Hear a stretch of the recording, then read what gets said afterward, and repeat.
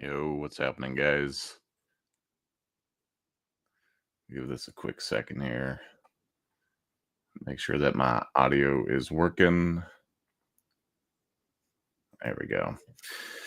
Welcome to the show. This is a little secret show. I was out in Grand Rapids this weekend. We'll be talking about that on Wednesday. And was just thinking about all the different stuff that has been going on and things I'm working on. And by golly, time sure does get away, doesn't it? So I've always been bad with remembering dates, that sort of thing. Milestones, anniversaries, birthdays, you name it. Not been the greatest. And it doesn't help either that I was on the family has a like a calendar server that you can log into. It was just pre-logged in on my phone where I get reminders for birthdays and stuff, but this one is one that like it isn't in the calendar anyways. It's just every time around this time of year. I know it's around Veterans Day, but I don't remember the date. I think part of me just doesn't want to remember the date.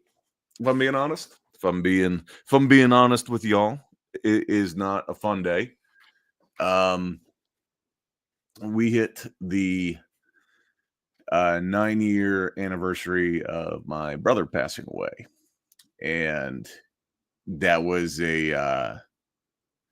like an all-time low for me, my life, my family. Like, it was just really bad all around. It was a really terrible situation. And he did take his own life. There's a degree of speculation as to what all culminated in that event, but it's one of those things that I've learned that, for me anyways, there's not much anything anyone can tell me that will make me feel any better. Like when my dad passed away the same year, maybe a couple months before, which is also devastating on a number of different levels. But in my mind, I could wrap my head around things from a health perspective and that sort of thing. The guy smoked. There's a phase where he was drinking 151 and Rockstar, Diet Rockstar. So to an extent, like, I could come to terms with it. When it comes to someone that's only a couple years older than me making that decision to terminate things early, people will tell you not to blame yourself. People will tell you that, all kinds of things. And none of it really helps. So for years after that, it was just tough. I mean, I still think about my brother every day. Every day. So, I would probably, I don't think I would be out here doing my own art career if it weren't for him, for a number of different reasons. I think the big one was at the time I was working down in Kentucky, down in Louisville. Great team, great operation down there. It was a life that I had chose, that like this was going to be me and how I build myself and my brand and what I do. And things were looking good down there. Kind of started my own life and things were popping off. And when my dad passed away, it was one of those things where it was like, okay, I need to get back home to Akron area, help out with family, be there for family, that sort of thing. But it was like the company, they were doing their best to work with me to try to make some kind of arrangement. Um, they may not be able to do like a 1-for-1 position transfer, but maybe I take a step back for a little bit. The key thing was to get home. Well, um, stuff was just dragging with that. Nothing was really culminating. Nothing was really happening. The only position that they would have, I would have to take a substantial step backwards. And at that point, even that wasn't really available. So, from what I recall, anyways. So then it was, I think, Dad passed away in June, Father's Day weekend. Way to go out with a bang. And then my brother was in November. So is that 5 months later, 4 months later ish? Uh, don't fault me on math right now.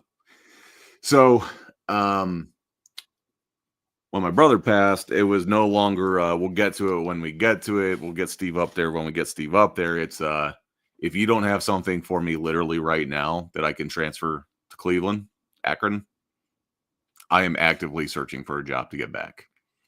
So I've been driving home on the weekends, helping out with family and stuff, and running myself thin.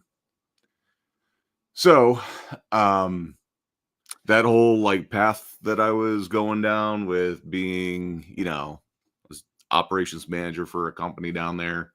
I was working my way towards like a general manager position, possibly a director one day, that sort of thing.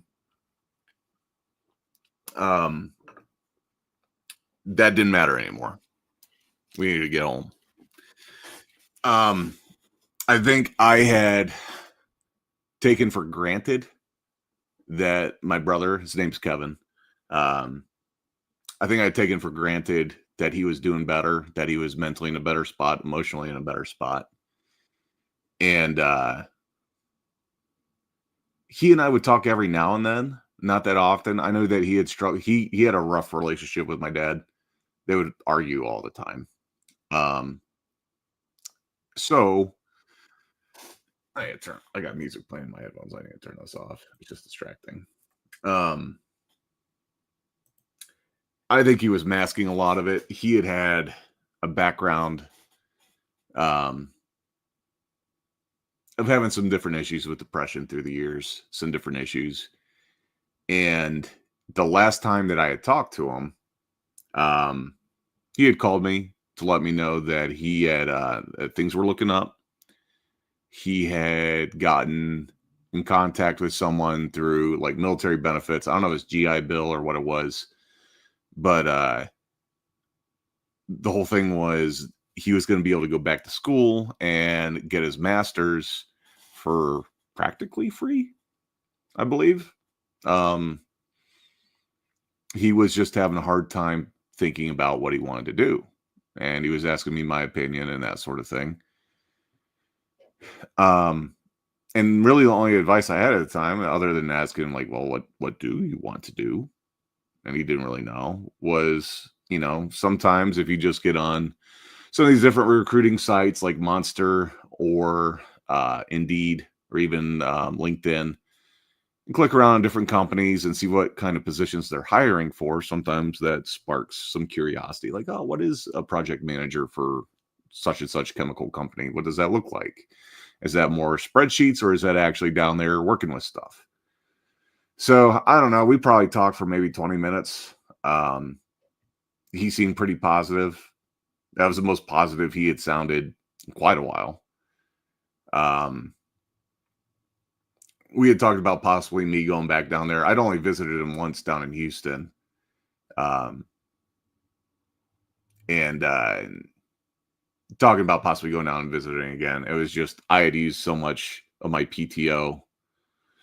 At that point, I'm like, we might have to wait till after the first of the year because that's when it all resets. The company had already been super lenient with me, given all the circumstances. But yeah, it was maybe a couple weeks later. There was a bunch of random texts we got late one night, that were like in the family text. But again, none of them at the time seemed alarming. It was just goofy nonsense. and wake up in the morning to he's gone. I was in Nashville with my oldest brother. We were supposed to go see a game that day, and get some brotherly time. Me and my oldest, we don't hang out a whole lot, so it's kind of cool to be able to just go, have a guy's night, and then go see the game, and just hang out and get away from all the nonsense for a little bit. And then there we were driving straight from Nashville all the way back to Akron, which I think is like 8 hours, maybe something like that.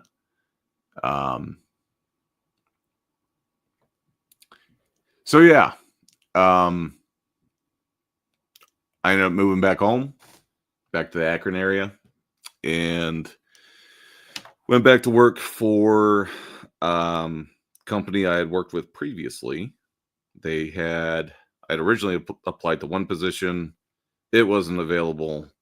They asked me if I'd be interested in a service manager position, which I had done for years. I know I could do it competently. I said, sure, that would be great. Is it a step back? Yes. But getting back home and having somewhat gainful employment is ideally what I need. Turned out that they had already filled that position, and now they were offering me another position that was a step down from that, which was beyond irritating. But at the same time, it's like, listen, at this point, you could have me in there putting papers in folders. I don't care at this point. Just get me home. And there I was. For the next 5 years, I didn't know what I was doing. I didn't know where I was going. I knew taking care of family was key. That was the number one goal. But I'll never forget, I was applying for a promotion to get back into that service manager role. And I had to interview for it. And if you want to talk about feeling absolutely emasculated, go from like running an operation where you have a team of managers reporting to you, to you're interviewing for a phone position, then interviewing again for the position you had 4 years prior, and having to answer a bunch of questions to someone that you completely, you have more tenure, seniority, and all that by leaps and bounds, that you have to sit there and answer their questions.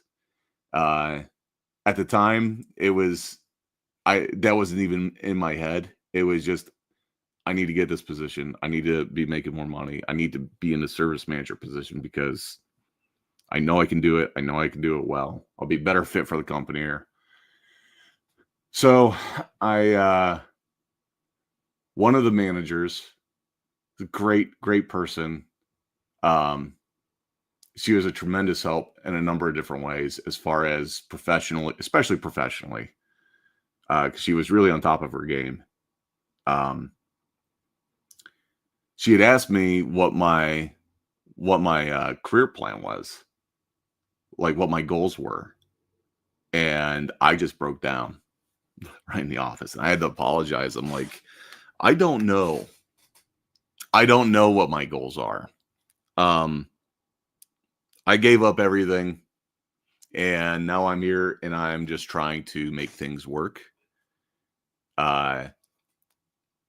The role that I was in, I'll be frank with you guys, they freaking lied to me about what I was going to be doing, expectations. Didn't tell me that they were moving the operation to a different city. At least moving into that management position would be a firm rock to stand on when everything else is going haywire. So, but that was one of those moments where I was like, I don't have a plan. I really don't. The only plan was to start climbing up the same ladder again. And having been part of a company that they had effectively sold our branch, like our department, they had sold that to another company, more or less. I didn't feel as loyal as I used to. I'll just put it that way.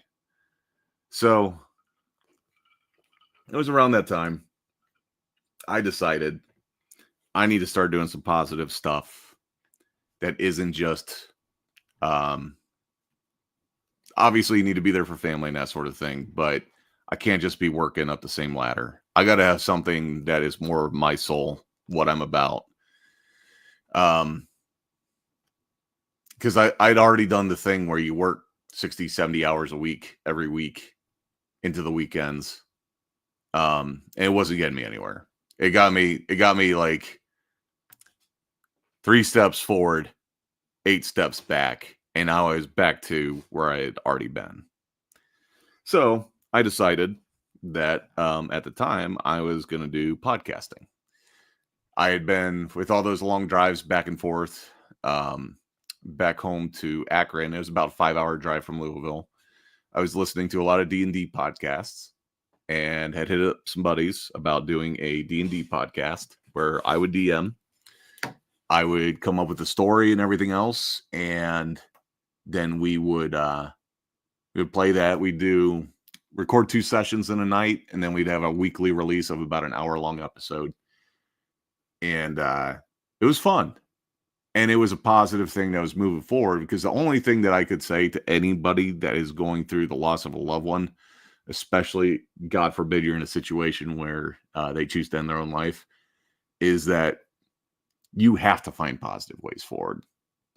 It's just a crap situation all the way around. People will tell you to not blame yourself. People will tell you that, all kinds of things. But there was one lyric from Slipknot. I completely ignored the song to begin with because it just didn't speak to me when I had first heard it. But they have a song called XIX, and it's about Paul Gray, their bassist. And one of the lyrics is, "I don't want to get back up, but I have to, so it might as well be today." And that was more or less my anthem for years, literally for years. So the podcast was a lot of fun. There's times where I didn't want to do it. I really didn't want to do it. But I'm like, I have to do something positive.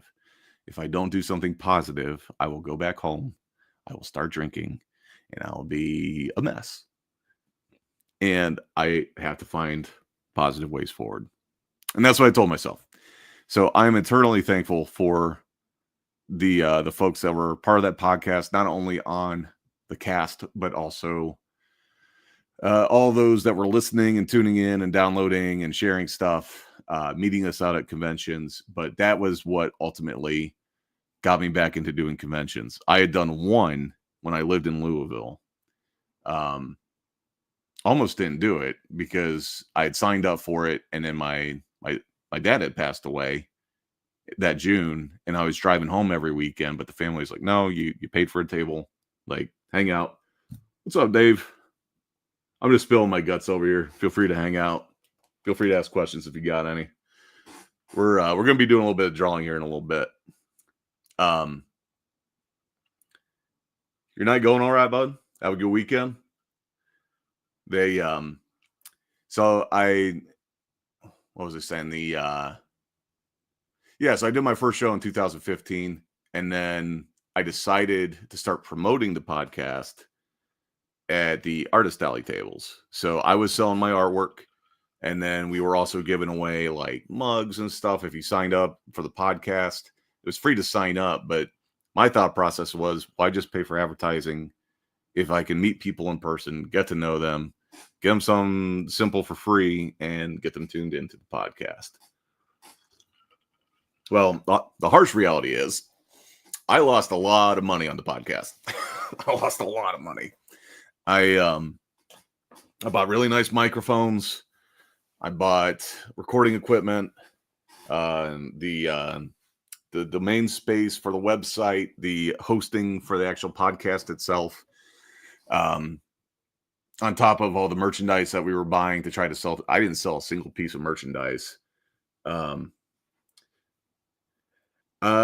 You know what? I completely forgot to look into Days of the Dead. I'm gonna have to check that one out, man. But I need to look into that because they're probably going to be booking it soon. I won't be back actually. So I'm going to be at Clan McDonald Comics this weekend, and then next time I'll be back in Rosemont will be for Fan Expo. So yeah, the reality of it though was like these artist alley tables. I was getting tables for like 100, 150 bucks, and was making decent amount of money selling artwork. And over the next few years, we had it's literally this weekend. No, I won't be there. Next year, I think I'm gonna look into it for next year though. It just depends on I'm waiting for Motor City to get back to me, because Motor City Grand Rapids moved their dates for next year. I'm waiting to hear back from Motor City when their November dates are.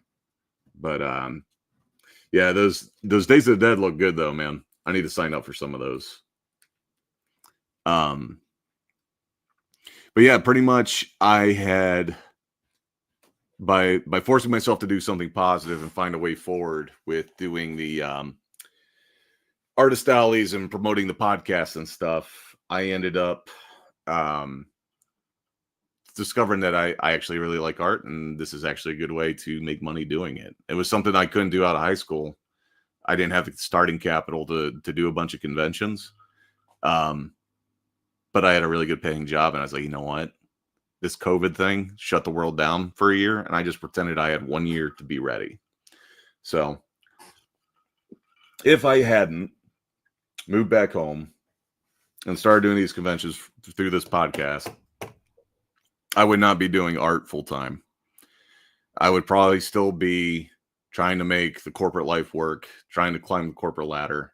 And I'd probably be doing an okay job at it, but this is what I want to do.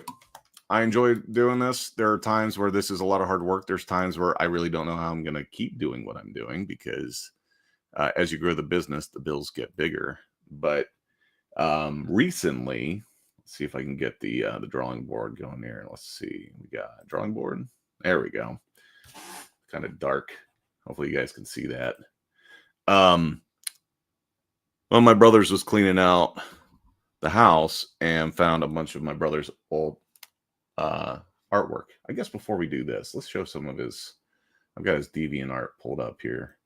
So my brother is an artist too. He was much more gung-ho about being an artist than I was. For me, it was like I was really trying, but I'd kind of bought into this notion that there wasn't a good way to make money being an artist. It was a 1 in a million shot. Good luck. My brother, Kevin, this is him here on the old DeviantArt page. He was very gung-ho about it early on. And then I think the reality of like trying to pay bills and everything else, he fell out of it too. He had worked the same company I did. He actually got me back into working there when I didn't have any money. He was always kind of carving away for me, which, as much as we used to fight, we fought about everything since my first memories were fighting with this guy. He's 2 years older than me. He was about as middle brother, big brother as you can get. And he let me know it, but he's a good dude. At the end of the day, he was a good dude. And when I really needed his help, he came through for me, even though he made my life a living hell for many years. But that's what brothers do, right? This was one of the last posts that he had put up on his social media for Veterans Day. That's him over there. He was over in Iraqi Freedom. He's got the I think they had just started switching over to 240 Bravos, but here he's posing with 2 M60s, looking like a true badass. If you dig through his DeviantArt, he was posting, this was sort of his way of connecting with the real world back home when he was over there in Kuwait. He would post artwork. He would make like little daily blog, well, not daily, but every couple weeks when he could get internet and stuff, he would make a blog post, that sort of thing. But he was kind of all over the place. He did some realism. I thought his realism, like you can see one here. This is a sketch of, I don't know if it's one of his buddies or who. I don't know who this guy is, but his realism was spot on. Like, in my opinion, he should have embraced this and really made something with this. He was trying to go a lot more like the anime route for a while. Here is a version he did, an anime version of me and him. He's the one in the trench coat with the gun. He thought I would do really good with a katana. I don't think I would do good with a katana, but this is back when I was just rocking the goatee. I was always wearing a beanie. But yeah, he drew us as like our own Matrix style superheroes. This is a drawing from high school, maybe even junior high, but he was a big, like I said, he is totally into anime. He was a big fan of Gundam Wing. I think this was high school. Yeah, 2003. So he would have just, I think he drew that before though. I don't know if he says here. Yeah. But he was really good at like taking pictures and then kind of recreating them, putting a little bit of his own twist on it. Which is, again, like with the realism, I feel like that's something he would have been really good at. This picture, though, this picture pissed me off beyond belief. So, again, my brother being over there in Iraq, he would, his way of keeping in touch was primarily through DeviantArt, just because, like, I think MySpace was kind of taken off back then, but this was like a way to post stuff on a regular basis and all that stuff. I had posted a picture of a dude sitting underneath a tree. And mind you, like at the time, I was very concerned about my brother's safety and all that good stuff. And I posted this picture I had drawn, and he critiqued it and told me what I should have done differently and better. And I'm like, really, dude? You're like literally on the other side of the planet and you're still trying to like give me a hard time. It pissed me off so much. Still wanted him to be safe, all that stuff. But then like a few days later, he posts this picture. And I'm like, of course he had to draw someone sitting under a tree. Of course he did. But that's what brothers do. That's what brothers do. But he, here's another one. I think he was starting to like really dig like what I was doing with inking, because he had never really done a whole lot of this kind of inky cross-hatching stuff. So he really put in the time on this. I think this was back in 2004. Cool knight with his dragon there. I was drawing a lot of like medieval knights and dragons and stuff. Hindsight being 2020, the dude was just trying to connect with me. That's exactly it. Brotherly love, man. At the time, though, I'm like, the dude's trying to draw like me. Quit trying to draw like me. I'm doing my own thing, bro. Let's see. Here's another one. The old bar fight scene. He was watching, what was the show? It wasn't Bleach. It was, there's another one of those shows, animes, that was really big back then. Cartoon Network would do like the Toonami stuff at night. Of course, he would watch Dragon Ball, Gundam, all that stuff. But I think, let's see. Here's one more kind of realism. And then this is all graphite. But yeah, he wasn't bad. He wasn't bad. I think for being 20 years ago, if he had kept at it, especially with what he was doing with like this kind of realism, like he would have been fucking crushing it.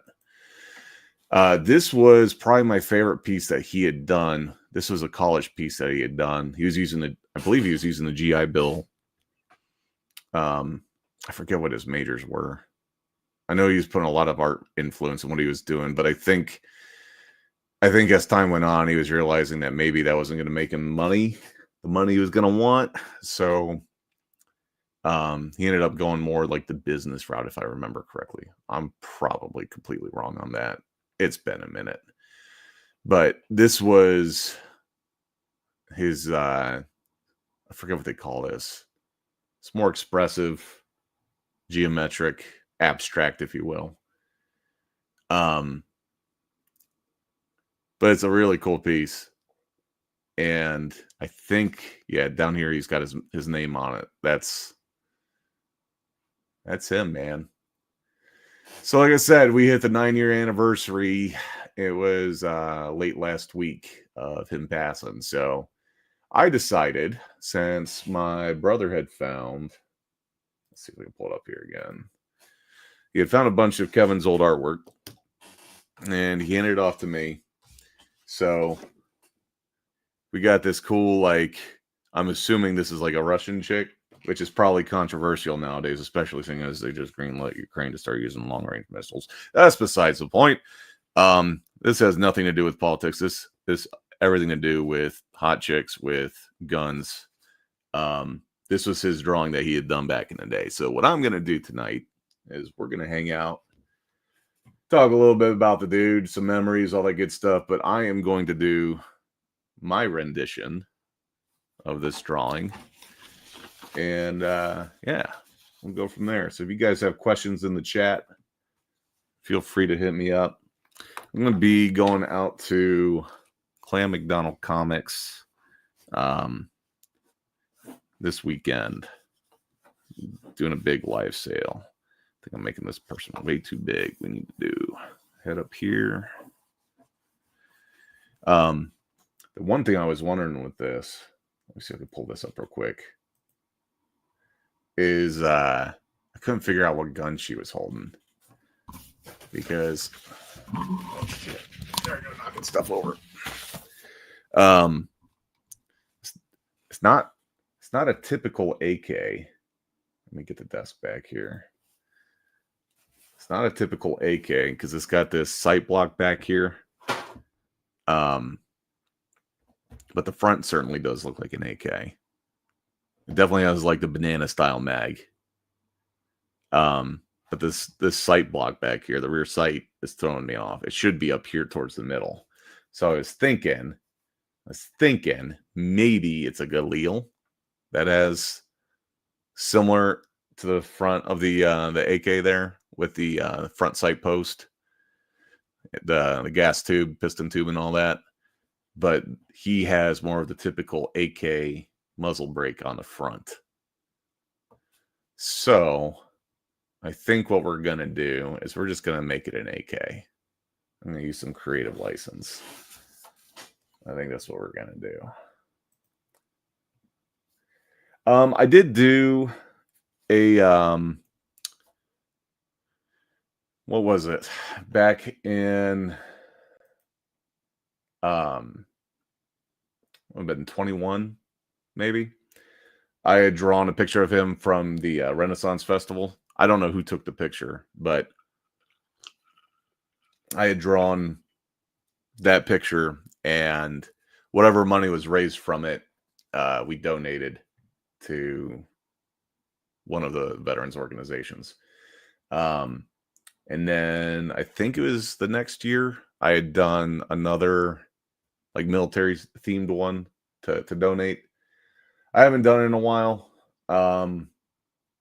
We'll see. But I'm not sure what I'm going to do with this one. We'll see how it turns out first. Let's get that far. Let's see how this one goes. I don't know if I'm going to auction this one off or keep it. I did start doing something different at shows for vets, but I think it's more personal than just donating to an organization. We'll just say that. So far, the response has been very positive. But as far as doing, I'm not sure if you mean with legacy pieces. Oh, that'd be cool, dude. Let me think about it, because here's the it's weird how the like auctioning stuff for charity works. Some people have gotten in legal trouble with it. I don't think I would. I would effectively just have to do a cash donation for what it was sold for. But the big thing is like having the transparency and all that good stuff is the big concern. The other thing I run into, unfortunately, with charities in general is people tend to have staunch opinions as to which charities are good and which ones are taking advantage. Last time that I did anything for military related, I had so many comments and people be like, "Oh, you can't, don't do that. They're scammy and this, that, the other." And I'm like, Jesus Christ. Just trying to help some people out. But yeah, honestly, after that last time, the idea of like directly doing something myself for a charity, just I was so turned off to it. But maybe we do something going into next year. So I was going to talk with the Clan McDonald guys. I had an idea of something to work with them. Maybe we could do something where, like, if the community wanted to get on board with it, we could do something. Let me blow up my drawing board here. I've got y'all are looking at AKs and stuff. It's probably gonna be flagged by all kinds of YouTube stuff. I don't think this is exactly the pose that I want. That's why we use the idea pencil. I think we want to go more like this. A little bit more interesting. She'll be leaning forward. We'll have the AK here.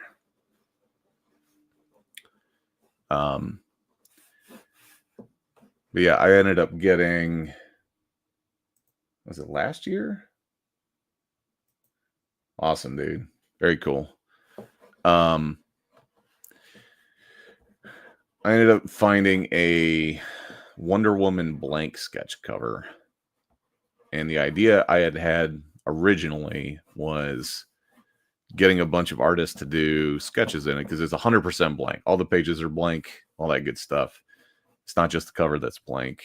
Every page is blank. And I thought maybe if I get a bunch of artists to draw in it, we could auction it off and donate it to something. But I almost would want a third party, like a Clan McDonald or somebody, to kind of run it, just to stay above board. Because there have been so many, especially YouTubers. I don't know if you've seen that with God, who was that? I don't think it was Games Done Quick. It was one of those other like gaming channels that allegedly had some issue with, like, they had collected a bunch of money for a charity stream and like still hadn't donated it to the charity after a couple years or something silly. I don't know.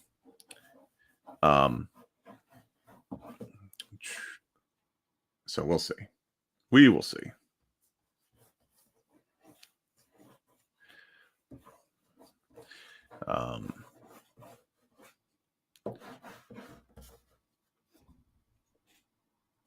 Yeah, I think so too. As far as McDonald, because I know they do. Was it the voices for the Cure or something like that? They do that every year.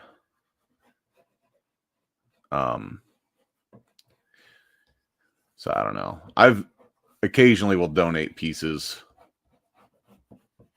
for other people to auction off now. I'm still hesitant about it because it's the same thing. It's like, where is this money actually going? Like, I don't know. I tend to just like, if I trust the person and the individual that's asking me, then yes, I might donate something. But I've also had situations where people have asked me to draw something new for a donation. It's like, friends, I don't have time as it is, let alone to be drawing something for, yeah, I don't know. It might make me a bad person, but I've gone this far in my life being a bad guy. I'll take it. I don't care.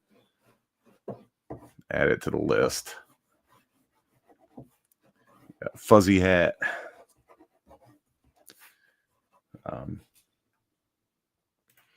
But I don't know. I found out that there was one charity. Well, I thought it was a charity. There was one.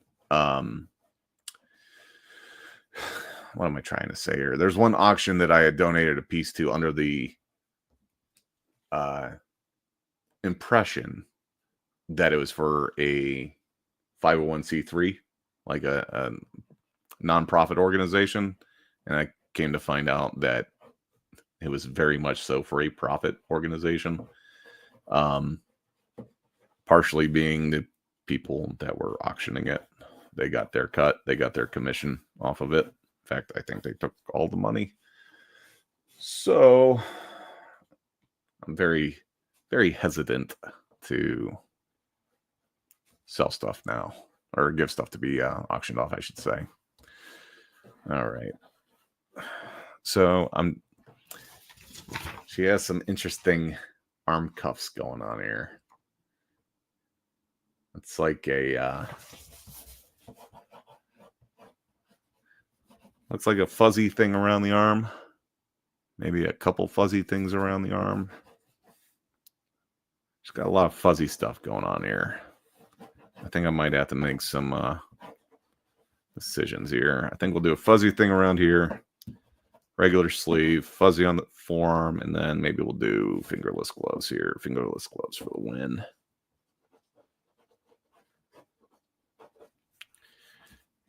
And she does have a belt, a big old buckle on it.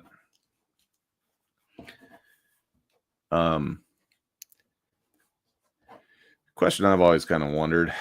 For me, when I watch streams, I would rather just pick my own music that I'm going to listen to. But do you guys want background music while I'm drawing, or would you rather just not have music, and then you guys can listen to whatever you want on your end? So I don't even know what I would play. I would have to find some, like, what you call it, free to use music, what have you.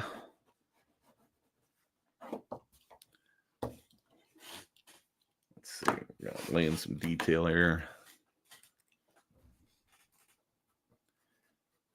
I was listening to some music earlier on my end, so it wouldn't be coming through to you guys. But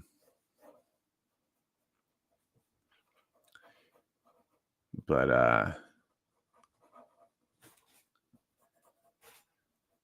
have a hard time listening to music when I draw. I tend to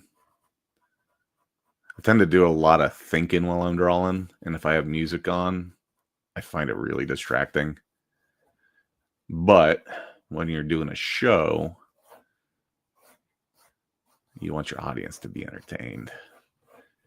And at this point, I feel like this is ASMR drawing Steve. Who knows? Maybe that'll be my thing, ASMR with Steve. Well, he draws. Maybe get some like bubble wrap or something. Yeah, I gotta figure out what I'm allowed to stream, because I'm pretty sure if I play anything that has copyright to it, that the whole stream can be taken down, I believe.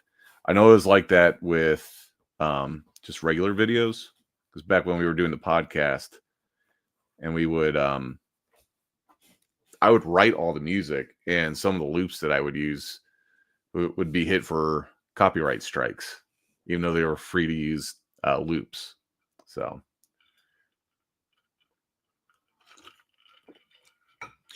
yeah, there's sometimes that I don't have a problem like listening to music while I'm doing stuff, but like even when I'm driving, there's times where I'll just drive with the radio off and just like think about whatever it is that I need to think about.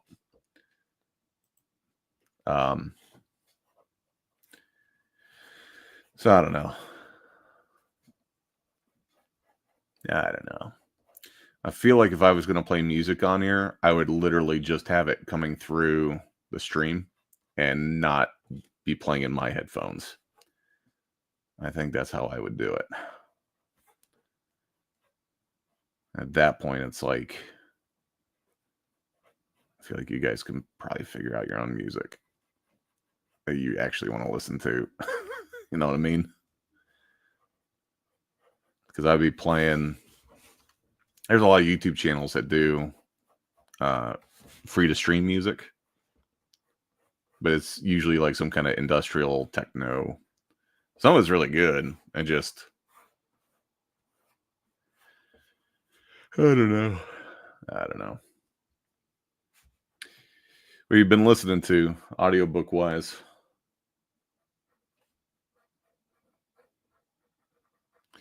I was listening. Last audiobook I did was probably what was it called? It was like 90 seconds later or 2 hours later or the day after or something like that. It's that book about the EMPs going off and knocking everything out. It's an interesting book, but the second time I listened to it, I'm like, this is like the total what do you call that? Total like male power fantasy of like I'm the guy that knows how to do everything and I have all the connections and I don't know. It was still an entertaining book and it does make you think about a lot of stuff, but it was just funny how they describe some of the things in it. Kings of the Wild, Bloody Rose. Not familiar with that. Is that fantasy? Is that what is that? What is that?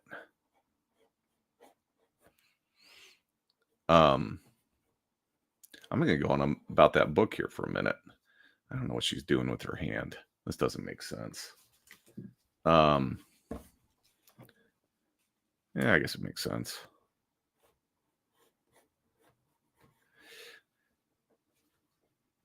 The God, what was that book called? It was like two days later, the day after. I don't know. But yeah, the power goes out, and this guy happens to have been in the military that he actually wrote a book on EMPs and asymmetrical warfare, where those kind of energy weapons could be used to knock out the grid. And he was no longer with the military. He was retired. He was a professor at the local college. So like everybody in town knows him. Everybody knows like who he is, and he ends up becoming like the designated consultant for everything. Which I guess you kind of have to do that with a book to make it interesting, but it just seemed like too convenient that literally everybody knows him, and he happens to have, I don't know, everything he needs for just that situation. One situation that did crack me up, I didn't catch it the first time, but the book goes out of its way to describe situations where it talks about like um, they made the stereotypical Indian what do you want to call it? The like the quickie mart kind of thing. And even the voice actor was doing like the very stereotypical like this is pretty rough. But they go above and beyond to describe how much the whole city loved this guy, which I suppose is fine, but it just seemed like it was a bit forced to write in this thing about how much everybody loves this guy. It's like, can't you just write a character and just let him be? I don't know. I thought it was funny. Well, medieval fantasy. Does it go into does it do like magic and all that stuff, or is it more like about like battles, more realistic, I guess, or is it like high fantasy? Let's see. I gotta make sure I draw this right.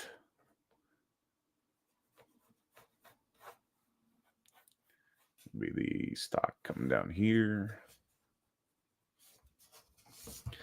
Both of my brothers were very much so into Lord of the Rings. I could not get into it. Partly, I started off with The Hobbit, and I had to read it on my summer break. So while I'm out trying to have fun, play video games, not think, be a dumb kid, I had to have that book read but in a certain amount of time, and I freaking hated it. And I blamed this brother, Kevin, for having me read it. It's like, oh, you got to read The Hobbit. I got partway through it. I'm like, dude, you have to tell me how this book ends because I'm not going to finish it, and it's your fault I'm reading it. Like this freaking hobbits are stopping like every 10 minutes to like sing about what they're eating and like make their base, make their camp. Like this is walking the book. It was rough. I don't know. I could probably manage it a lot better now, but as a 13-year-old kid, I was ready to lose my freaking mind. That's cool. I would like to write a book someday, but it'd actually probably be easier than making a comic, because I can write pretty fast. Comics take time. Who knows? Maybe I'll start writing books. We'll see. I think I need to make her legs just a little bit bigger. There we go. She's wearing this like jumpsuit thing. I don't know what this thing is around her leg. It looks like a garter.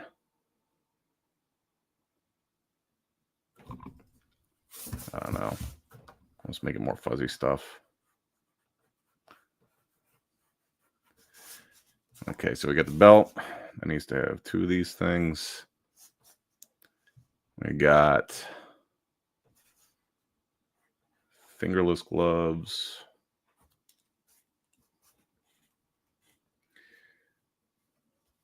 Yeah, dude, like freaking hobbits, man. There was literally at some point where they're like talking about unpacking the food that they're going to eat, and they're like singing a song and everything else. I'm like, where is this going? I have been reading you book for how long? And now is the time. Now is the time we're going to stop and sing. I don't know. So I guess when I compare that to, is it 30 Seconds After? Maybe that's what it was called. Where everything is just a little too convenient. Maybe that's not such a bad thing. Maybe that's my ADD. I don't know. All right. So I'm feeling pretty good about this. We'll start inking. Let's start inking. Anybody else reading any books or watching any anything on Netflix? Watched The Fight the other night? I didn't watch it. I was at Grand Rapids. I was ready to go to bed. I'd woken up at I think 4 in the morning on Friday. Excuse me. They were letting us load in as early as 6. So I was like, you know what? We are just gonna go to the convention center and finish setting up. And then I ended up knocking out a couple sketch covers. I'm gonna have a ton of stuff for Clan McDonald. I think I've got over 2 short boxes worth of material, of hand-drawn stuff. It's insane. Yeah, so the what I had heard about with the other books is that it was a completely different approach to writing. The way that it was likened to was, imagine you're going to play D&D and you've got this really cool map laid out in front of you, and the DM says you can do whatever you want to do. And you're looking at the map and you're like, whoa, dude, there's like this cool dragon on a mountain over here. Let's go there. He's like, well, I've got like a story. And it's like, no, let's go over there and do that. It kind of just follows those impulses. Whereas the trilogy, from what I've been told, I haven't read it. The trilogy tends to follow more of a traditional sort of arc where you need to go here to do this and do this to do that and get this to do that. Which makes more logical sense. Whereas The Hobbit was more shoot from the hip and see what happens. I have no idea if that's true. It certainly makes sense. But I don't know. Maybe one day I'll read it. I have a feeling the audiobook will put me to sleep, which is not good when you're driving across the country. Dude, I was dragging getting back home. Good Lord. So it's only 4.5 hours from Grand Rapids back home. And I got out of there at, I think, 6:30. So I was shooting to be home around 11. I have not been that tired driving in a long time. That was rough. All right.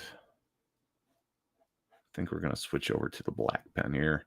I started doing this thing where when it comes to inking,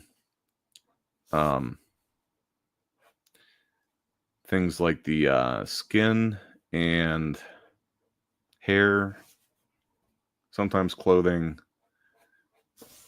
it may make more sense to outline it in brown as opposed to black because it kind of softens the lines a bit. Especially if I'm using Copic markers, which I'll be using for this. We're going to take our time on this one, friends. So this, I think I'll make this brown because this is going to be fuzzy. And then this is going to be fuzzy. And I think this is going to be about as close to the, this is going to be wood grain. So I think I'm going to make this a gold AK-47. I think that's going to be the move.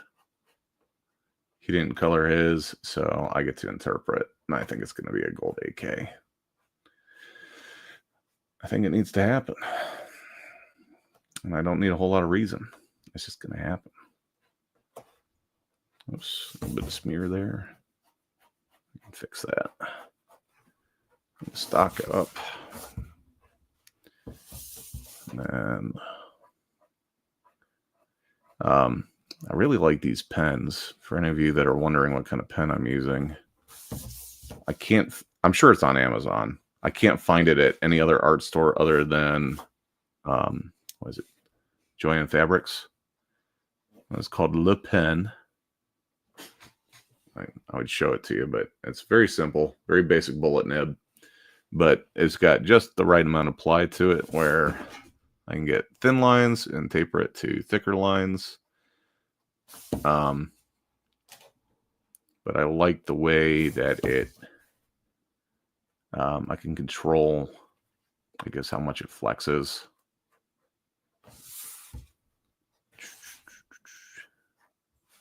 But yeah, you listed your music earlier.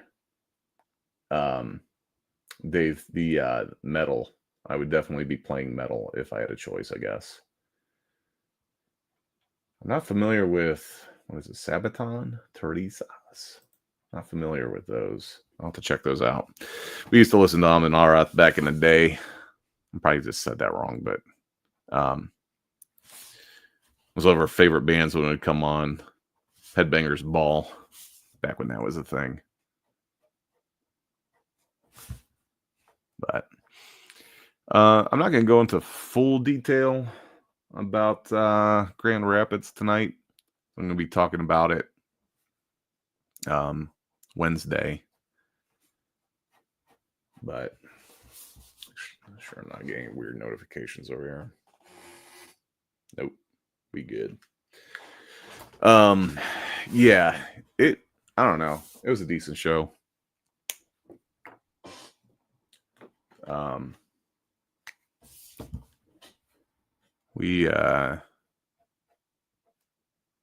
There's a lot of window shopping going on this weekend. For as many people that were there, I feel like my sales could have been 1.5 times what I finished at. But there are so many people just not buying. And I don't know. I get to a point now, and it's the wrong mentality to have. When it comes to sales, you can't get into this mentality of just like F it. Um, but I hit that point. It was partway through Saturday. Um, Friday was a little bit slower, but it was like, okay, whatever. It's Friday numbers. Fridays tend to be slow anyways. It's fine. Um, God, partway through Saturday, I was just like, what is going on? Um, and kind of where I was looking, I'm like, man, like this is gonna be there's a Hail Mary on Sunday. Um, it's gonna be a rough show. But there was a Hail Mary. It came through. Um, I had two regulars come in. There was one gentleman that I had actually just run into the weekend before, and he bought the remaining set um, of what he was missing for the horror prints. He had been collecting horror stuff the previous year. In Motor City, he bought the rest of those, and then he was here this weekend. And he's like, "Yeah, we looked around, and I really like your stuff, man. I figure I might as well just get while the getting's good." So he ended up buying the complete set, I believe, of the Ninja Turtles, if I remember correctly. I felt so bad because I'm like, "Where did I see you last?" He's like, "Literally last weekend." I'm like, "Crap." Yeah, that's right. Like I knew you looked familiar. Um, so he made a really big purchase. That was awesome. And then I had another regular for Grand Rapids that came, and that dude, he dang near cleared me out, man. Um, he picked up. I only have a few Slab comics left. He picked up Slab. He picked up um, bunch of comics, and then all the pinup prints. Like he whatever he didn't get last year, and I had a ton of new stuff. He bought darn near all of them. I was like, dude, thank you so much. I mean, he pretty between those two guys, they beat Friday's numbers with 2 sales. And I was like, thank goodness. So one of those things when it comes to doing the shows, it's like you got to stay positive and you got to talk to people and try to reel them in, because even though you had 100 people walk past you, you might get that one or two guys that buy up everything. And then show up on your website and buy a bunch of comics, like someone I know that's in the chat. I appreciate that too, man. Those little pops here and there definitely help. All right. I should have inked her eyes first. So I watched J. Scott Campbell do his tutorial on how he draws heads a long time ago. And he has a piece of advice that makes a lot of sense, and sometimes I remember to do it, sometimes I don't. But he said, always ink your eyes first. Reason being is that for most people look at the character's eyes first. And if you screw up the eyes, a lot of times there's not much you can do to save it. I said, if you ink them first, if you mess them up, it's a lot easier to start over. But if you ink them last and you mess up, you're just out of luck.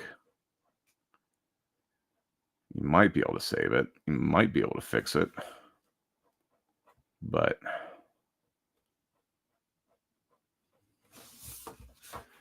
there we go. All right. I think we're safe here.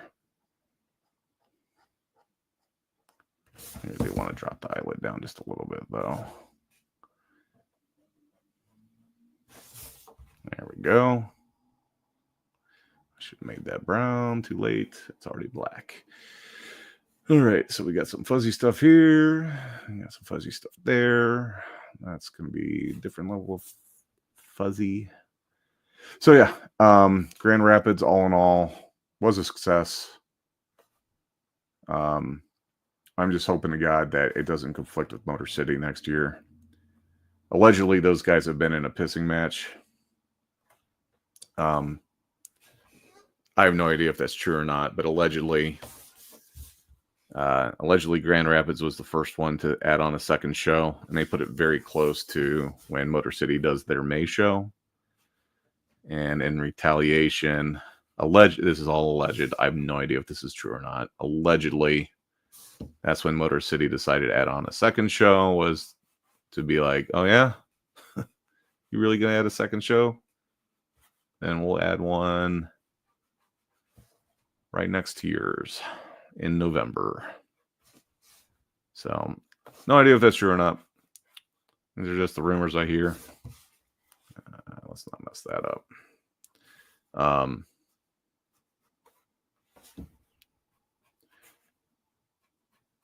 But thankfully, I didn't have to put any money directly down. I think they're going to be sending me an invoice here soon. I just hope Motor City gets back to me sooner than later, because I'd rather do Motor City than Grand Rapids just because it's closer, if it came down to one or the other. That being said, the other challenge is that Motor City, because they do 2 shows a year, you have to do both to keep your spot. If you drop off, like I missed the May show this year, you lose your spot. So there I was losing my spot earlier this year. I actually think I got a pretty good spot with Motor City now, so I don't want to lose it. I was pretty happy with it this time. Oh. All right. Oh, missed a little bit on the lip there. And then we're going to get this erased. And we'll start coloring.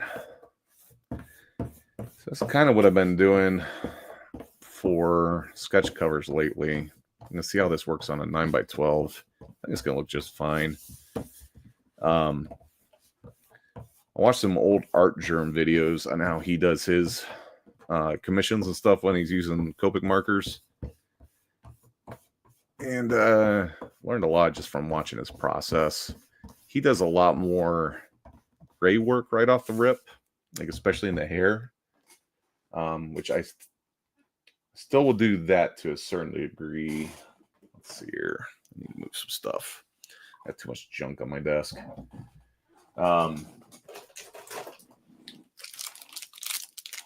But what I've learned is, let's see here. These gray markers play really well with some colors, and other colors they don't. And they can make them look really muddy. And when it comes to skin tones, I don't think C2E2's calling me back, man. And as we're talking about Michigan, Grand Rapids announced its Kalamazoo dates, and it's the same weekend. There's part of me that's like, I'm going to have a really busy January through March. I kind of wouldn't mind just having, I think it's like literally one show in April. I think it's the Cleveland Tattoo Show. Which typically I try to have at least 2 shows, but if C2E2 doesn't get back to me, and if I strongly doubt I'd be looking at a guest spot again. I think that was a one and done thing with Clan there. Like I have a buddy that just got hit by Reed Pop, and it's his first time conventioning for any of the Reed Pop stuff. That does, what all they do? They see C2E2 New York and Miami. I guess Miami.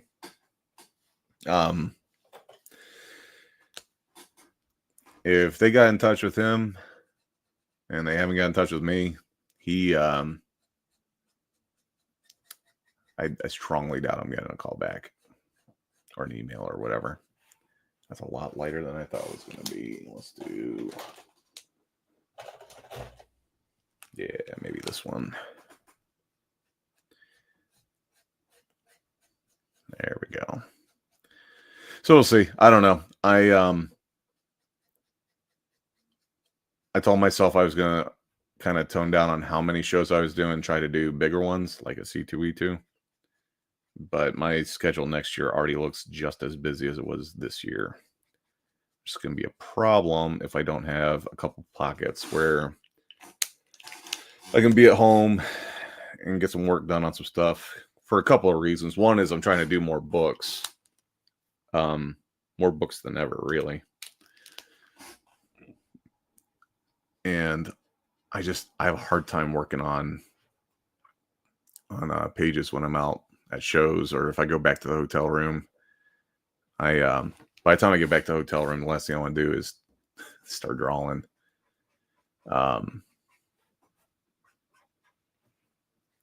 The other thing is I'm kind of hitting that point where I need to produce some new prints. A lot of my prints are from 21 and 22. And while there's still a ton of people that haven't seen them, and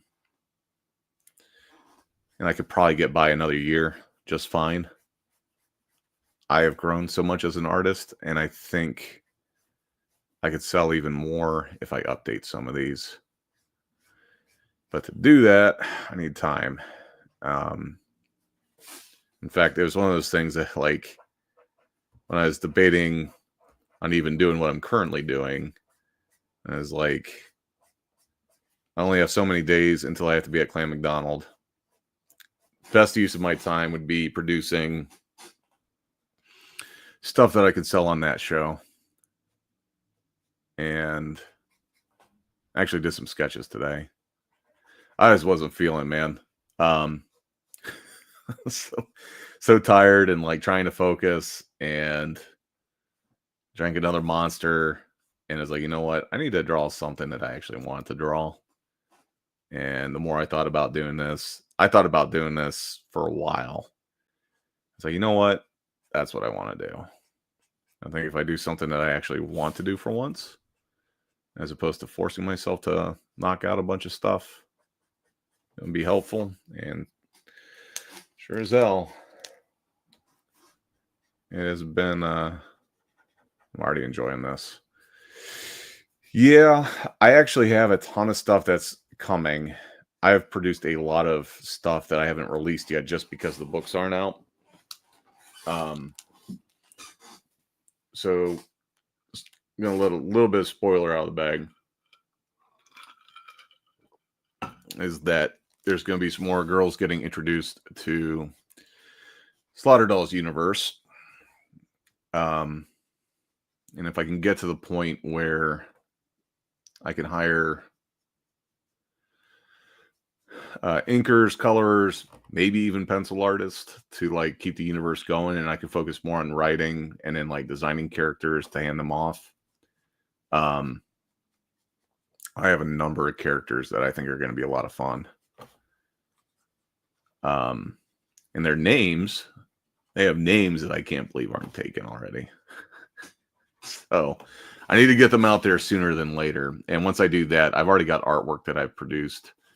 Sometimes what I'll do when I'm making characters is I'll pretty much make what could be used as a print or as a cover, even though I don't necessarily have anything written for them yet, just so I can see what they feel like on a page.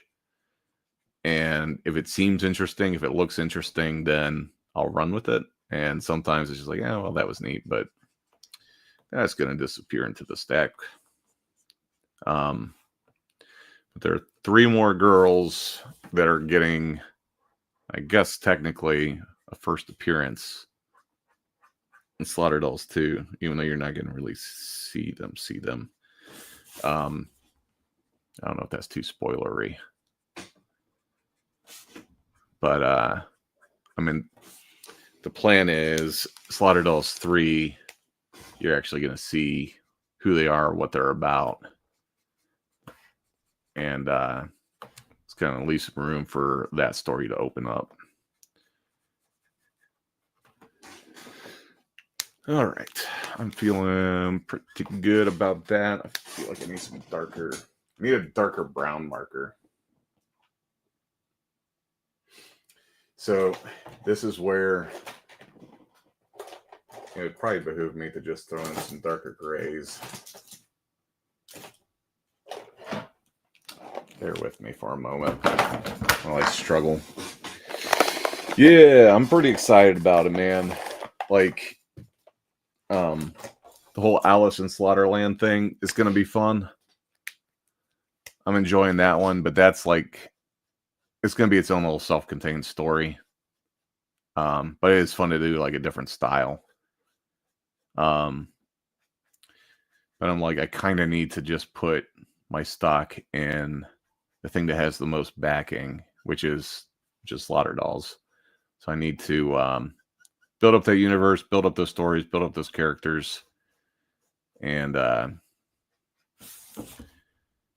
go all in on that. But I like writing so much stuff. Let's see if this helps. Yeah, there we go. I don't know. I keep thinking about like all the stuff I need to do for next year. So Alice in Slaughterland is fairly close to being done. I want to release that in March.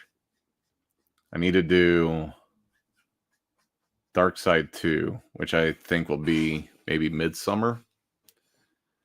Which midsummer is typically the worst time to release a book, but I don't know how I get that out there and get Slaughter Dolls 3 in.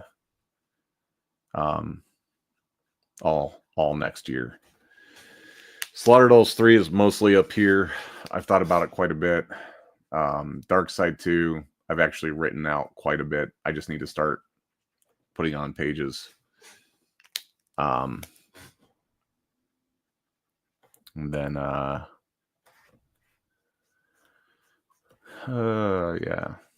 Then it's pretty much on to 26. And 26, I might have, depending on how Dark Side goes. Dark Side was my lowest grossing sale, but it does really well at Comic Cons. When people can hold the book, see it, I can give them the pitch for it. The book has done really well for me there.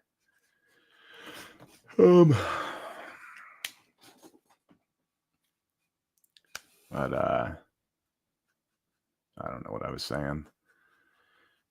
I don't know. I just time becomes so precious. I guess back to the original point then was that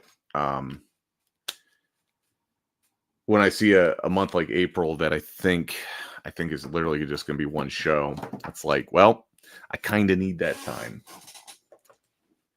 And part of it is so I can write and draw and all that good stuff. And part of it, so I don't lose my freaking mind.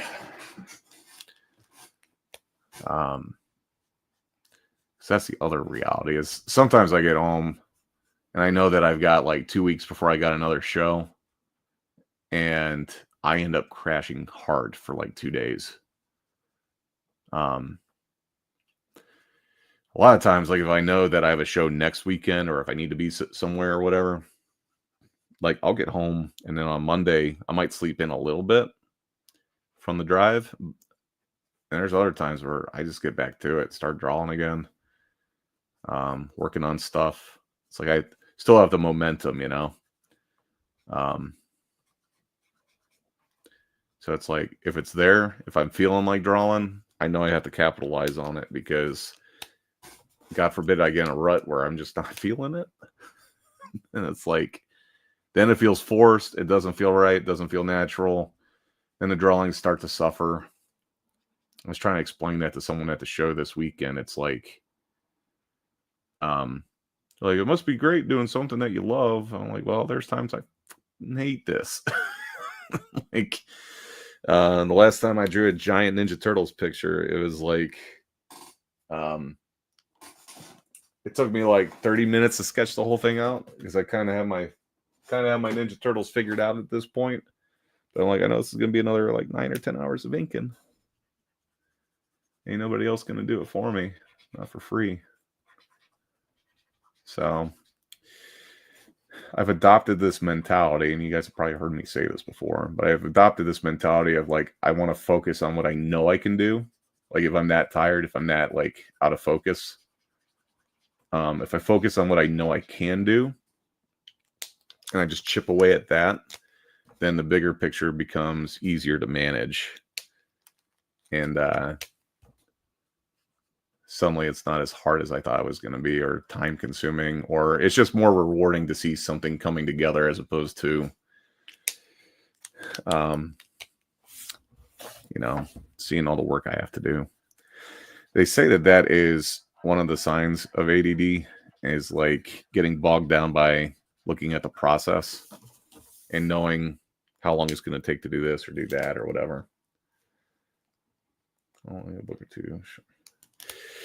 Yeah, I think I might have actually found down in the garage, I was moving stuff around. I think I might have found one of those extended editions that's got the extra pages for issue 1. One that you said you were bummed it was sold out. I think I might have found one. I'm going to have to check for you. I want to make sure that I didn't get any damage or anything. Everyone else hanging out in the chat, what's up, guys? This is just I'm doing a little bit of a memorial piece here just to catch you guys up. We're at the 9-year anniversary of my brother passing, and we're just having a little bit of fun. In his memory, we're drawing one of his characters. That's this cool femme fatale. This was drawn back in like 2004, something like that. So we're putting a little bit of spin on it, having some fun with it. Drinking a little Basil Hayden. I don't know why he was so hooked on Basil Hayden, but that was like the last thing, or as far as him like bringing stuff to the house, he's like, have you had Basil Hayden? Like, I've had it and it's good. But that was his drink, man. I was in Memphis and doing a show out there. I stopped at Corky's Barbecue. It's a pretty solid barbecue for what it is. They got really good beer on tap. They got like their own. They don't brew it there, I don't think, but they got like their own brand that they get. So pretty much every night I was eating at Corky's, and then the first night driving back, there was a. Yeah, I'll let you know about that book, man. I think I have 2 left. I just need it, like I said, I just need to make sure that they're not chewed up. And even if they are, I can get you like a dinged and damaged price if you're just looking to complete it, because I don't know that I'm going to be restocking those. But I stopped at this liquor store. I wasn't gonna drink, but the way that Memphis was going, I was like, maybe I'll have a drink. And I stopped in there, and this was, I don't know, a couple weeks ago. So I knew this anniversary is coming up, and it's like, I'll just get some Jim Beam or whatever. And they had a bottle of Basil Hayden 10-year. And I've never had that before. I didn't know that they made a 10-year. I don't even know if it's any good. Sometimes the 10-year stuff is actually, I don't know, it hits weird compared to what you're used to. I asked the guy, I said, hey, I'm from out of town. Just curious, that Basil Hayden 10-year, what can you tell me about it? The guy laughed and he's like, well, we got 2 bottles. One guy bought it. He said he really liked it. So we were looking to see if we could restock. And their liquor distributor said that it's a very rare bottle. And as far as like their appropriations that they have, they're like, you're not big enough for us to justify sending out another bottle. They're already allocated. I'm like, okay, well, I'm sold. I'll take it. So there I was buying a bottle of 10-year, but that is going to be for next year when it's the 10-year anniversary. Unless I feel like tapping into it over Thanksgiving. We'll see. We'll see. All right. I think we're just going to do some basic shading for the fuzzy stuff. That would actually be a light green, wouldn't it? Be the military all drab. Let's see. Yeah. Some fuzzy texture in here.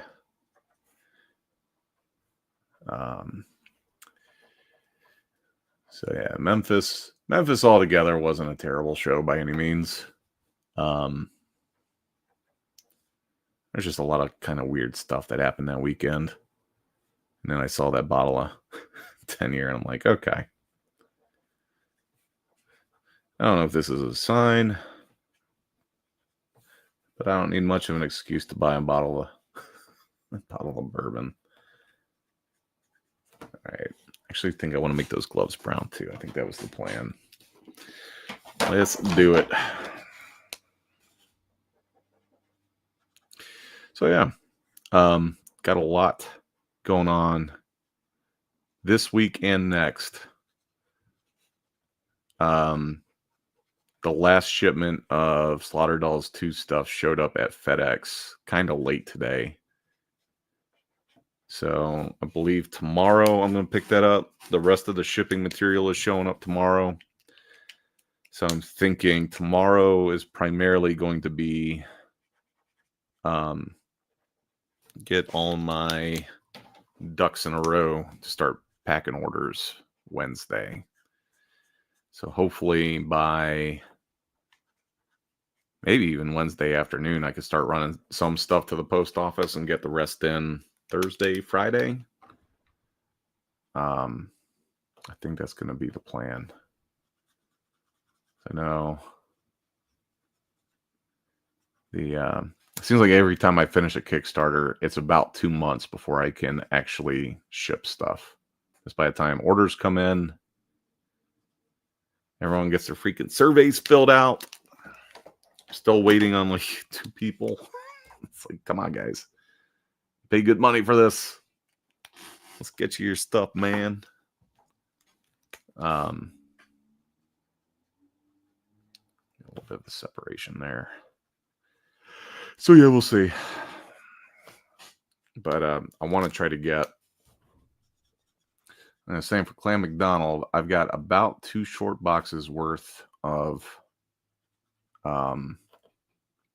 comics. It's like sketch covers I've done. There's a lot of freaking comics. There's a lot of comics. Golly, that's a lot of comics. So that I really don't need to draw any more stuff for them. Like I've already got probably too much. Because it's like you got to think, yeah, you might have some big dogs in the room that want to buy a lot of stuff, but they're not going to buy everything. And then the other guys that are in the room, they might have money to buy 1 or 2 things, but not 20. But I know that first time that I did a big sale with them, there were a few collectors that were buying a ton of sketch covers and originals. I had 2 binders of art, and we sold through, I think, a binder and a half, which is insane. I would love for that to happen again. I'm not holding my breath. I just need enough to get by through December, pay off all the old bills, because golly, do I have some bills right now. And then get myself back on the road in January. January is looking like it's pretty full. And then February is going to be busy. I'm actually going to be at MegaCon down there. And then, God, it's just March is busy. It's like, it was funny when I left the company to do this, I felt like I had sense of time again. You know, when you work a management position for a major corporation, your sense of time just disappears because you're just constantly head, nose to the grindstone, just getting stuff done. And then suddenly, I'm not in that world anymore. It's like, oh, it's only Tuesday. It's pretty neat. But then, again, another routine that's arguably busier. And next thing you know, the year's gone and you're starting the next year. And I'm hoping to God I have all my ducks in a row. But, let's see. Could you buy that directly from the company that makes it? But where are you asking it what I could buy it directly from? Sorry, I missed this one. I was ranting, as I tend to do. I appreciate the compliment too, man. But yeah, just let me know what you're asking about with the buying something directly.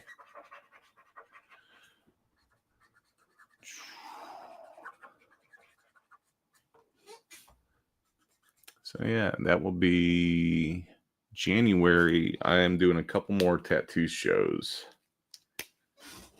When I came out of COVID, those were the only shows that were really doing anything. Everybody else, like all the Comic Cons, had pushed off till the later half of 21.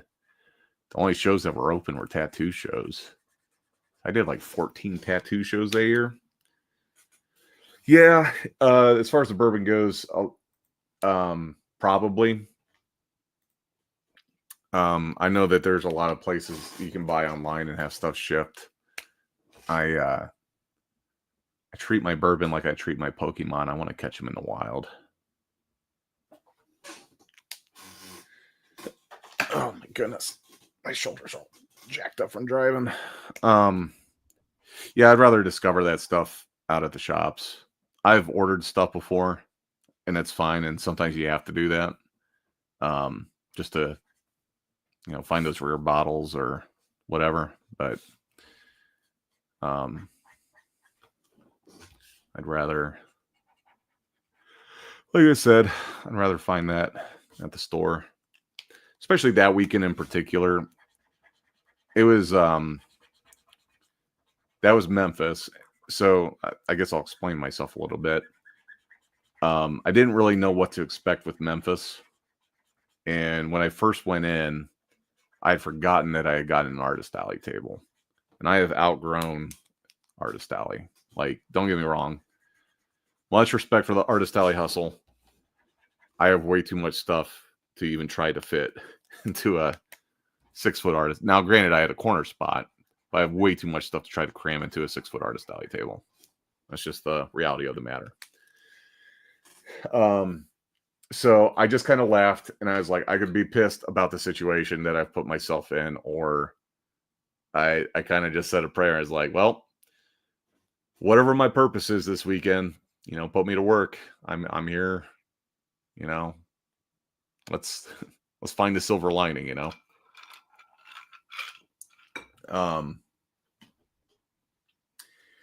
So I kind of fucked up this arm. This was supposed to be a fuzzy thing, and I made a skin tone. Whoops. If I hadn't said anything out loud, no one would know. I would just assume it was supposed to be like that. Oh well. At any rate, so I'm walking back out to my van to get the second load of stuff to bring in. And I couldn't even process what I was seeing. It happened so quick. I'm walking out to the van, and this car goes from a standstill to full speed, slams into like 3 other vehicles in the parking lot. Like, what just happened? Mind you, I just drove 10 hours. Not really processing anything correctly at any sort of reasonable speed. And then this craziness happens. And I went into like emergency mode, ran down to the van, got out the trauma bag, was running over. Is everyone okay? Is everyone all right? And there's a lot of people just standing around. Some people have their phones out, but they're not even like doing anything with their phones. They're just standing there with their phones in their hands, like their phones are going to do something. So I run over to where the vehicle's impacted, and the dude that was in the car that slammed into the other ones gets out and runs away, holding his face. I'm like, bro, dude, like, sit down, man. Oh, hey. But turned out he worked for the event staff there, and he was running to go get a manager. And I'm like, that dude is purely running on adrenaline right now. So I just went into like manage the scene, and it turned out, thankfully, no one was seriously hurt. The dude that was operating the vehicle, I guess the vehicle was rolling away, and allegedly he had jumped in to try to stop it. And instead of slamming his foot on the brake, he slammed his foot on the gas, I guess. I don't know if that's accurate or not. There's a bunch of people standing out there. I have no idea how nobody got hurt or hit. But I saw the van that he had plowed into the back of, and I'm like, if someone was standing there, like, handing stuff out of the back of that van, I mean, their arm could have been leg, or their torso could have been, yeah, it could have been really bad. So ultimately, there were multiple things that weekend that I ended up not really helping, just because it wasn't as bad as what it could have been. Like, there's another dude that someone's display got knocked over. Like, the air conditioner kicked on, and the display just fell over and hit him in the head and knocked over a bunch of stuff. But like, there was no rush from the staff to like go see what was going on. There was no rush from the people that work at the convention center to like make sure everyone was safe. So it's just one of those things where it's like, all right, well, you know, maybe this is what I'm here for this weekend, is just to be a resource. And it kind of clicked. I was on my way out. There's a dude that had locked his I think he had locked his U-Haul trailer was locked, and he had forgotten the key. And I was like, let me see if I used to carry lockpick stuff. I'm like, there's a chance I might still have it. Those are super easy to pick if you have basic tools. The master locks are super easy to pick. We were both heading down to the parking lot anyways, and he stood there and waited for me to see if I had the stuff. And I'm like, dude, I apologize, man. Like, whenever I moved all the stuff, that one, apparently I took that out of the bag, because probably won't look great if, you know, like, someone finds it and get pulled over or something. And he's like, and there was a moment where he just put his, it was a little bit older guy. He put his hand on my shoulder. He's like, bub, I just appreciate you taking the time. It all kind of clicked. It's like, you know what? Sometimes you don't actually have to do anything other than give a shit. And I guess that was my lesson for the weekend. Sometimes you just got to give a shit because no one else does. And yeah. Not saying that anybody that was at the convention center or the staff there or anything else didn't give a shit. I just, maybe people just didn't know what to do. Which is obviously the case when you pull out your phone and no one's calling 911. But that's what happens. People, they call it a normalcy bias. You just anticipate that you're going to be able to go about your day without any problems. And then when something goes sideways, literally and figuratively, it takes you completely off guard because you're biased towards your normal existence. So when you're driving down the highway and then suddenly all the cars slam on their brakes, your brain can't process why cars would go from 70 miles an hour down to 0. So it can invoke rage, and get you bent out of shape.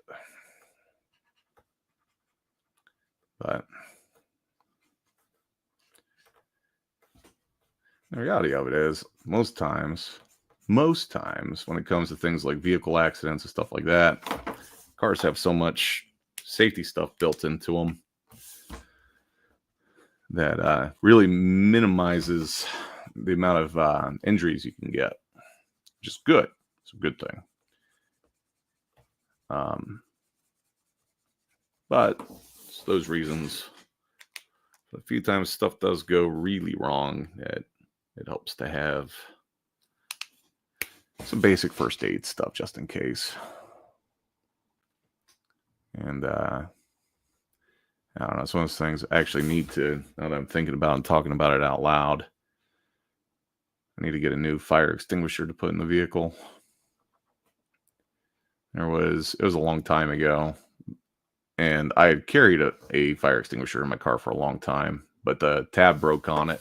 I had to take it out, so I don't need that thing discharging in my trunk. Is that I was actually driving home from Louisville one of those nights, and there's already emergency vehicles there, but we're just literally in the middle of nowhere, and there's a car on the side of the road and in a complete inferno. No idea if it like hit a deer, if like there was a drunk driver that hit him and like sped off. But it was just one car and then the emergency vehicles, and the thing was lit up. I mean, a lot of times we see car fires, it's just like there's a fire under the hood or under the vehicle or whatever. No, this thing was like barbecue, like it was going. And it got me thinking, it's like, if you're driving down the highway and you see this happen, it's probably going to start as a small fire. And that's your only choice, is to stop the fire when it's that size before it spreads, because then you're out of luck. Because if that fire starts to spread, spill over towards like where the like fuel lines and stuff, that's when you start running into some issues. All right. I don't know what I'm going to do for a background. I think I'm going to keep it really simple. I don't think I'm going to do anything too crazy. I'm not trying to make this a 3-hour drawing. Put that in there. Do a little bit of a wood grain kind of look.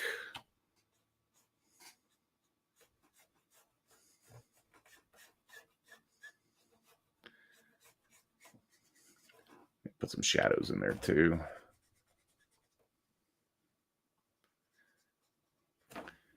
Let's see. This would be wood as well.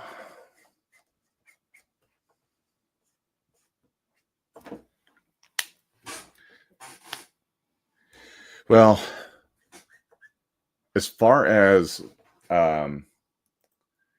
correct, for the convention staff, yeah, most of them are volunteers. I was talking about the actual convention center folks. They had a lot of convention center staff there that weekend. Excuse me. That more or less looked. I shouldn't talk shit. They didn't seem to be too concerned about rapidly responding to anything. Hey, Dave, I appreciate you hanging out, dude. Thanks for hanging out, man. And I'll let you know about those books, all right? Have a good night, man. So I don't know. I'm just happy to be here. Let's see. I'm going to do some gold on this AK. So yeah, I don't know. I got a lot going on. This is really like, from a workflow thing, the last thing I should be working on right now, because I don't even know if I'm going to sell this. It just felt like something I needed to do. See you, Dave.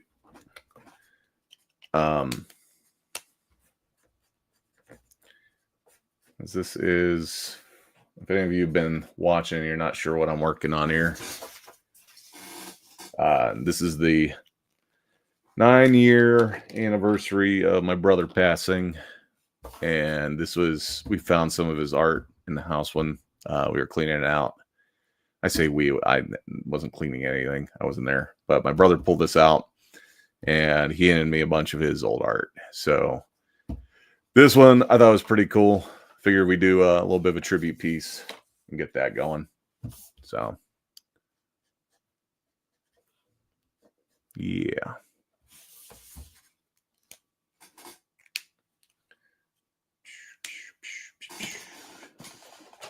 We're going to make these like that, kind of like rose gold, sort of.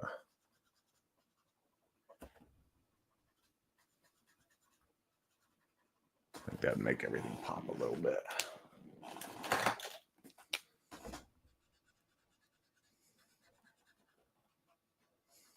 Yeah.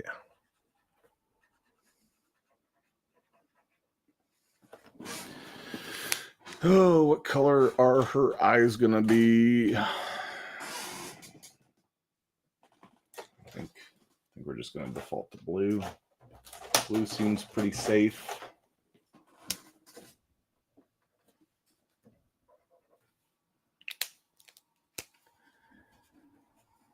Let's see. Let's do.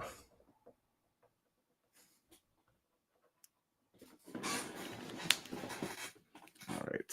We need to do some gold accents here. Shadows.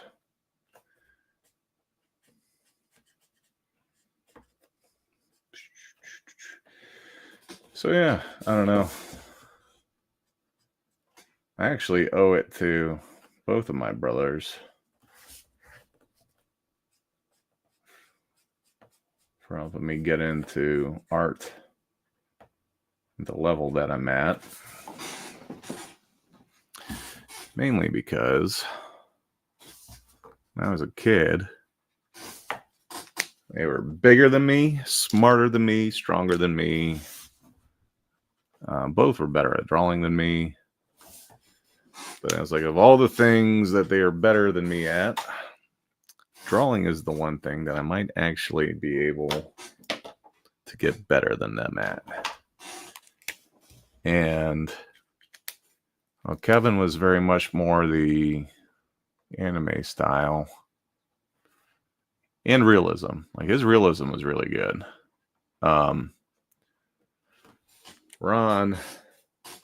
Ron had the comic book put down. I remember as a kid seeing some of this stuff and being like, holy crap.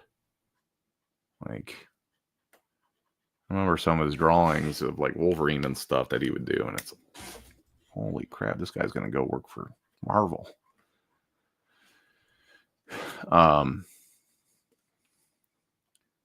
Nonetheless, I would sit there and I would practice and practice and practice and practice. And stuck with it. Now, I did give up art for years. Once I got to the point where couldn't pay the bills with it.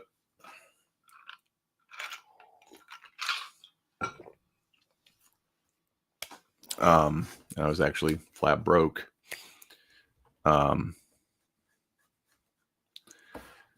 Climbed the corporate ladder, and once you hit that mid-level manager position, it's soul crushing. You don't really have time to think about anything else. It's just work all freaking day and then go home, eat dinner, have a couple drinks, call it a night. I did that for years. And pretty much just given up on art altogether. Even as a hobby, I wasn't really even doing that anymore. I think I need to go with a slightly darker shadow here. Because it's like, there was a phase when I was with the company where Um, I hadn't gone to college. I didn't have a degree. As far as I was concerned, I didn't have a marketable skill. No one was looking to pay me for art.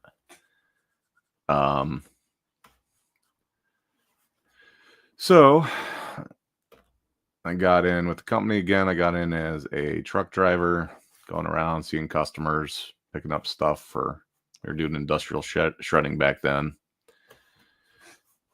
and kind of clicked to me one day that like this might be the only opportunity that I've got. It was 2008. Things were pretty rough back then. Like really hard to find a job. Like super hard to find a job. And I say, you know what? I'm just going to go all in on this because apparently nothing else is working for me and I need to make money. And the girl I was dating at the time kept saying, like, we should go on vacation here. We should go on vacation there. And I'm like, I can't afford to live right now. So I should probably figure this out before I lose her.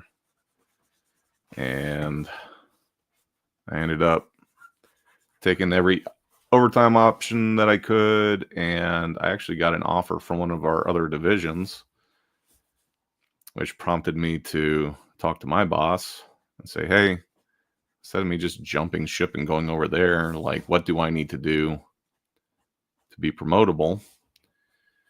And they started putting me to work. They like started throwing more stuff at me, and I ended up took time, but it didn't take that much time. Because we were growing so fast. Turns out the opportunities were coming a lot sooner than I thought they would. But there's one dude in particular that was like hot on my heels, like really good dude. But I saw him as a direct threat to me getting promoted. The dude, he had a college degree. He was super smart. He was willing to work just as hard as I did, if not harder. I'm like, well, if I don't do everything I need to do to get promoted, this guy's going to pass me up. I guarantee it. This guy's going to, he just has what it takes, you know? And he's a super likable guy too. So when it comes to like management, it would have been a no-brainer. Like if Steve's not available or he doesn't want to put the hours in, like this guy will do it. And they would have been right to do it too. Like he would have, and he did. He ended up like when I left, he got promoted to the position I was in. As far as I know, he's gone even farther. Super smart dude, super nice dude. Good old John. Very good guy. But yeah, it was one of those things where it's like, I don't know what other opportunities I realistically have, so I better put the time in now. So I worked ridiculous hours. And when it came, I mean, one of our guys had a saying, he said, routinely, he would say, we do the most with the least. That was his like go-to thing that he would say. And he was absolutely right. We absolutely did the most with the least. Oh, I missed the little star. Well, you can't really see the star lapels. So yeah, I would get to work usually anywhere from 5:30 to 6:30 in the morning, usually 6, right down the middle, right? And God, there was phases, especially once we implemented the new computer program, SAP. It was a nightmare. Like I couldn't call it a night until our last guy was in, and all their little handheld computers, any errors that they had, I had to go through and manually clear them so everything would process and would bill the customers. If we didn't do that correctly, there were locations that were literally missing like half their revenue from the rollout because of whatever bugs that were in the system. So I remember back then I actually bought an iPad and loaded movies on it. So that way, once it got past like 6:30 at night, like You know, I don't think anyone's gonna fault me for having a movie on. 'Cause there are times I wouldn't get home till 8:30, 9 o'clock at night. And I'd have to be back at 6 in the morning. And I did that way longer than I should have. Now, granted, um, all those sacrifices that I made got me to where I am now. And learning the work ethic and learning what it takes and realizing what it's like to potentially not have anything.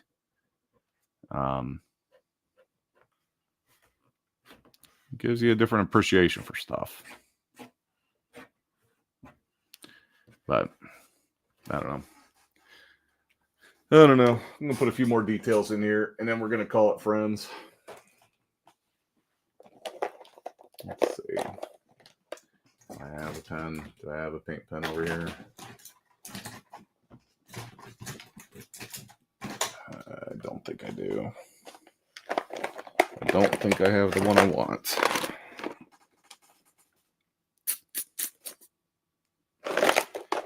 So one of the things I've been doing lately is with the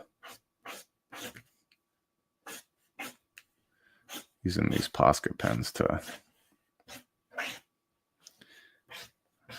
just add a couple more details, especially with hair. Makes that pop. I like using it for the fingernails too. I think I'm just going to use a little bit of pink and call it a day. I think if I use the paint pens on her, it's going to pop way too much. I think we just kind of blend it in.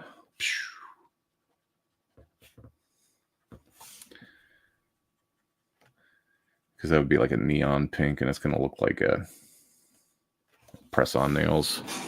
So, I don't know. So, that is my tribute piece for my brother. That's what he drew back in 2004. Who knows what he'd be drawing today. But check in on your loved ones and military friends. Check in on your military brothers, because Lord knows you guys need it. You've been through a lot, and y'all have seen a lot of things, experienced a lot of things that none of us are going to understand that weren't there, and even other folks that were there can't see it the way that you saw it. No one's going to feel it the way that you felt it. And sadly, no one's going to look out for you like you can. So take care of yourself. Reach out to your brothers. Reach out to your friends. Chances are, if you feel the universe calling you to tug on someone's sleeve or just check in on them, it's happening for a reason. But I'm pretty happy with how that turned out. For, I don't know, that was about an hour and a half. It's a pretty serviceable drawing. I think it turned out all right. But for those of you that hung out in the chat, thanks for hanging out. Catch you later.